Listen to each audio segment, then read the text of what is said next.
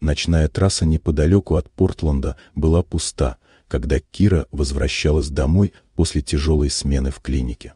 Усталость давила на веки, и она почти не замечала мелькающие мимо мокрые сосны, пока яркая вспышка света не разрезала темноту между стволами.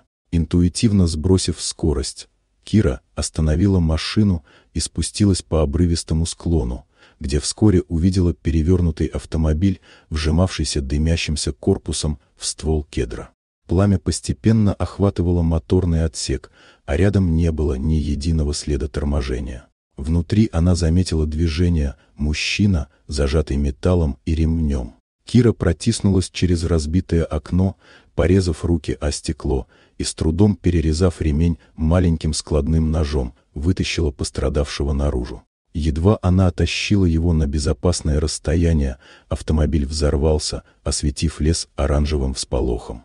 Мужчина, которого она затащила в свою машину, оставался в сознании лишь на мгновение, бормоча что-то о том, что полиция ему противопоказана.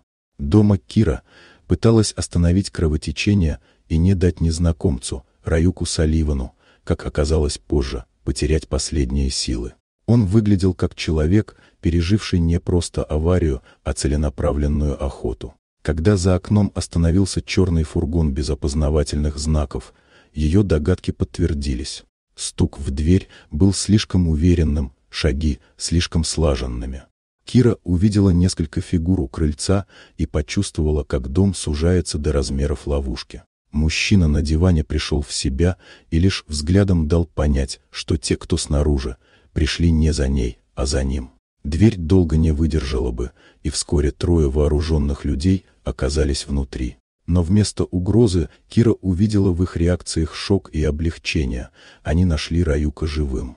То, что она оказалась свидетельницей событий, о которых говорить было запрещено, сделало ее уязвимой. Люди, охотившиеся на Раюка, теперь могли охотиться и на нее. Решение увести ее вместе с ним стало для его людей неизбежным, и Кира поняла, ее жизнь в Портленде закончилась в тот момент, когда она открыла дверь. Когда фургон захлопнулся, отрезая ее от привычной реальности, Кира осознала, что больше не принадлежит прежнему миру. Она спасла незнакомца, оказавшегося человеком из теней, и этим переписала собственную судьбу. Вот такая удивительная история. Дорогие друзья, напишите в комментариях, откуда вы смотрите это видео. А если вам понравилось видео, поставьте лайк, а также подписывайтесь на канал, впереди еще много интересного.